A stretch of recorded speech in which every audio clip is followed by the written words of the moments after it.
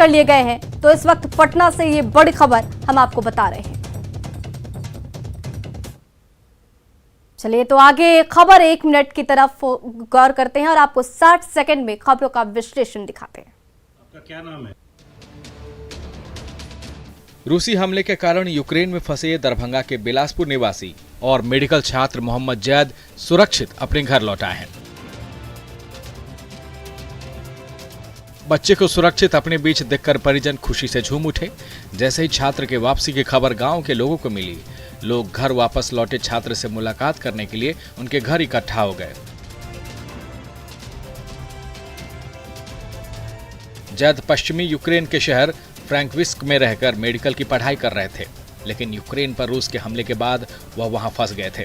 हालात बिगड़ते देख वहां से वो रोमानिया चले गए और वहां से केंद्र सरकार के सहयोग से सकुशल घर लौट आए हैं।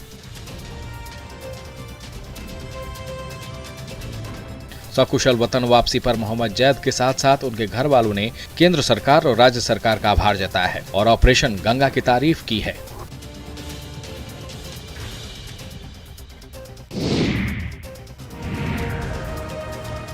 अपने पालतू कुत्ते मालिबू के साथ भारतीय छात्र ऋषभ कौशिक यूक्रेन से भारत पहुंच ही गया है। ऑपरेशन गंगा के तहत भारत सरकार की ओर से चलाए जा रहे मिशन के तहत ऋषभ अपने डॉगी मालिबू के साथ ही भारत पहुंचा है।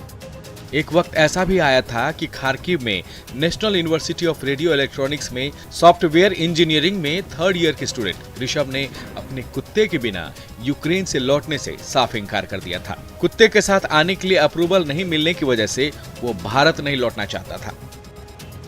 अपने प्यारे से डॉगी मालिबू से बेइंतहा प्यार करने वाले ऋषभ का कहना था कि अगर अकेले वो भारत लौट आया तो मालिबू की देखभाल कौन करेगा।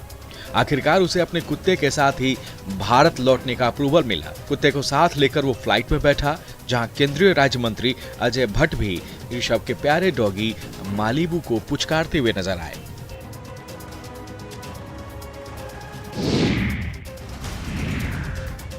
गोपालगंज में जमीन के लिए 2 भाई आपस में भिड़ गए।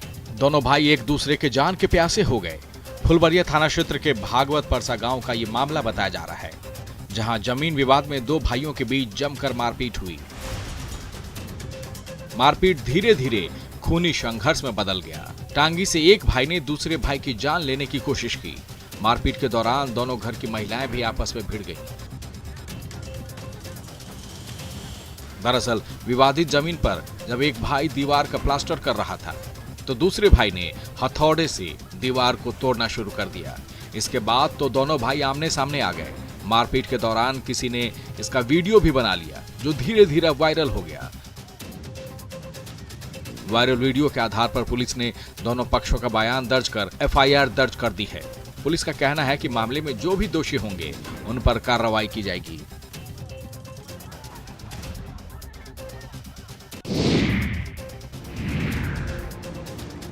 कोयलांचल में कोयले के अवैध खनन के दौरान एक बार फिर बड़ा हादसा हुआ है। एक बार फिर निरसा थाना क्षेत्र के कापासेरा आउटसोर्सिंग में अवैध खनन के दौरान दर्दनाक मौत की खबर है। दरअसल कोयले के अवैध खनन के लिए ये मजदूर खदान के मुहाने में घुसे थे। इसी दौरान अचानक खदान में चाल धंस गई, जिसमें 2 लोगों की मौत होने की बात कही जा रही है। वहीं इस हादसे में एक शख्स के घायल होने की भी खबर है। घटना के बाद मलबे से शव को निकालकर उनके मजदूर साथी फरार हो गए। निरसा में पहले भी कोयले का अवैध खनन के दौरान चाल धंसने से कई मजदूरों की मौत हो चुकी है। बावजूद इसके प्रशासन की ओर से इस पर लगाम लगाने की कोई पहल नहीं की जा रही। कई लोगों का यह भी कहना है कि पुलिस की मिलीभगत से ही निरसा के इन बंद कोयला खदानों में कोयले का खनन होता है और खनन के दौरान ही कई बार मजदूर हादसे के शिकार हो जाते हैं।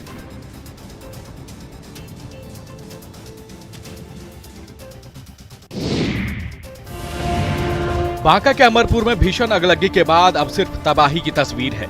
मजगाएं गांव में बिजली की शॉर्ट सर्किट से लगी आग में 2 घर जलकर खाक हो गए। शॉर्ट सर्किट से पहले एक घर में लगी आग देखते ही देखते दूसरे शख्स के घर तक पहुंच गई। दोनों घरों को इस भीषण आग ने अपनी जद में ले लिया। दोनों परिवारों के सामने उनके आशियाने जल रहे थे, संपत्ति जलकर खाक हो रही थी। मवेशी के घरों तक भी इस भीषण आग की लपटें पहुंच चुकी थी। कई मवेशी झुलस गए, एक मवेशी की मौत हो गई, लेकिन इस विकराल आग के आगे सभी बेबस नजर आए। भीषण आगलगी के बावजूद मौके पर दमकल की गाड़ियां नहीं पहुंच पाने की वजह से ग्रामीणों ने खुद हिम्मत की आग बुझाने की। कड़ी मशक्कत के बाद आग पर काबू पाया गया, लेकिन जब तक आग पर काबू पाया जाता लाखों का नुकसान हो चुका था। आगलगी में जिनके घर जले उनके पास अब कुछ भी नहीं सिवाय बर्बादी के।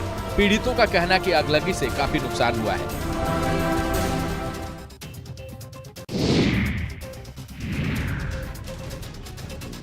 सिमडेगा जिले की पुलिस ने अवैध अफीम के खिलाफ अभियान छेड़ दिया है। सिमडेगा थाना क्षेत्र में अफीम के खिलाफ चलाए गए अभियान के दौरान व्यापक पैमाने पर की गई अफीम की खेती को देख पुलिस भी दंग रह गई। सवई खुटी टोली में छोटे छोटे प्लॉट में काफी जमीन पर अफीम की खेती की गई थी। पुलिस ने इस दौरान कई एकड़ में लगे अफीम की फसल को नष्ट कर दिया। अफीम के पौधों पर पुलिस ने डंडा चलाकर नशे के सौदागरों पर चोट मारा है। मौके से किसी की गिरफ्तारी तो नहीं हो सकी, लेकिन अवैध तरीके से नशीले पदार्थ की खेती करने के आरोप में जमीन मालिकों के खिलाफ एफआईआर दर्ज करने की तैयारी की जा रही है। दरअसल काला सोना यानी अफीम की खेती के लिए झारखंड की मिट्टी और जलवायु काफी मुफीद है, जिसकी वजह से हजारों एकड़ जमीन पर इसकी अवैध तरीके से खेती की जा रही है। अधिक लाभ कमाने का लालच देकर नशे के कारोबारी किसानों से अफीम की खेती करवाते हैं।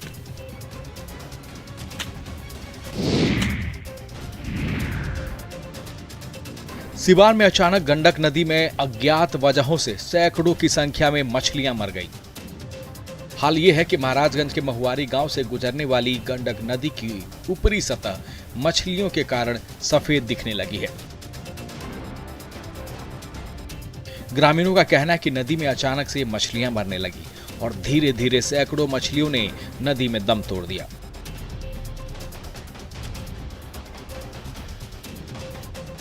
हैरान करने वाली बात यह है कि नदी में छोटी से लेकर बड़ी मछलियां भी मर गई है। इसे लेकर ग्रामीण कई तरह के कयास लगा रहे हैं। कोई कह रहा है कि मछलियां मारने के लिए नदी में जहर डाला गया, तो कोई कह रहा है कि नदी में कोई जहरीला केमिकल छोड़ा गया है। नदी में मछलियों के मरने से आसपास दुर्गंध भी फैल चुकी है। लोगों का जीना मुश्किल हो गया है।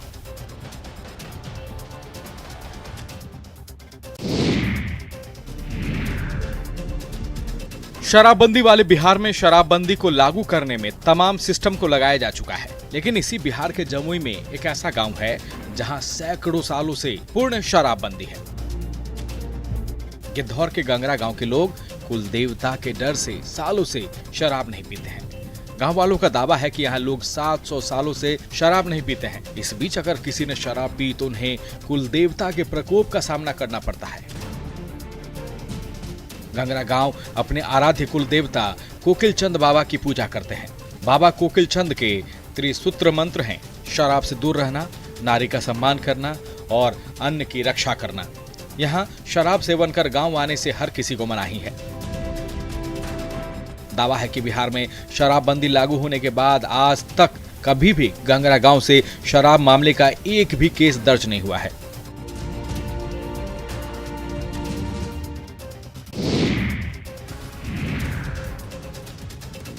अररिया में दुर्लभ सोने के सिक्के मिले हैं, जिस पर सनातनी देवी देवताओं के चित्र हैं।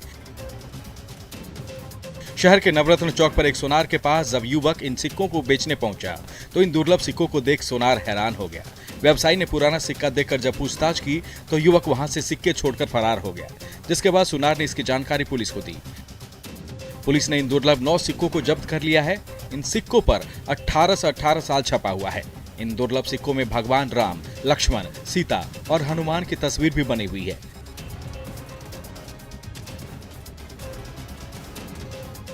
हालांकि सिक्कों की जांच के लिए इन्हें अभी पुरातत्व विभाग भेजा गया है। जांच के बाद ही यह स्पष्ट हो सकेगा कि ये कब का सिक्का है। साथ ही सिक्का बेचने आए युवक की तलाश भी की जा रही है। इससे पहले इसी तरह के सिक्के पटना के महावीर मंदिर की दान पेटी में मिले थे।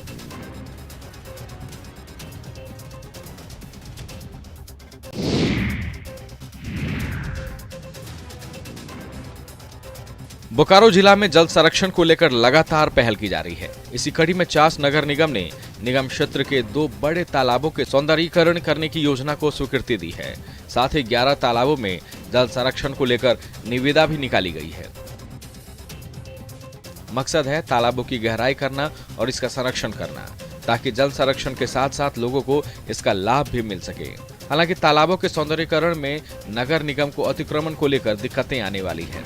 इनमें कई ऐसे तालाब हैं जिन पर लोगों ने अतिक्रमण कर रखा है। तालाब के अधिकांश हिस्से पर लोगों का कब्जा है। तालाबों के अतिक्रमण मुक्त नहीं कराए जाने तक नगर निगम की कोशिशें कामयाब नहीं हो सकेगी। 50 नगर निगम की ओर से फिलहाल 11 तालाबों की निविदा निकाली गई है, जिसकी कुल लागत लगभग 12 करोड़ रुपए है।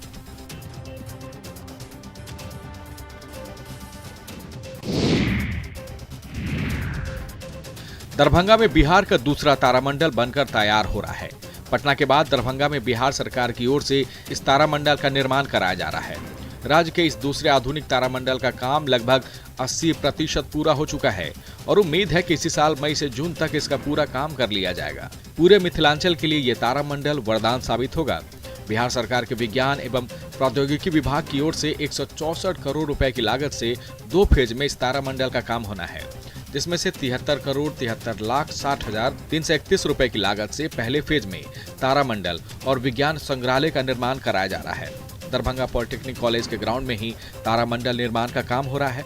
तारामंडल का निर्माण पूरा हो जाने के बाद इसका लाभ दरभंगा, मधुबनी, मुजफ्फरपुर, जयनगर, समस्तीपुर, पूर्णिया, सहरसा के साथ साथ कई अन्य जिले के लोगों को भी होगा। इसके निर्माण के पूरा होने के साथ पर्यटन क्षेत्र में रोजगार की संभावनाएं भी बढ़ेंगी।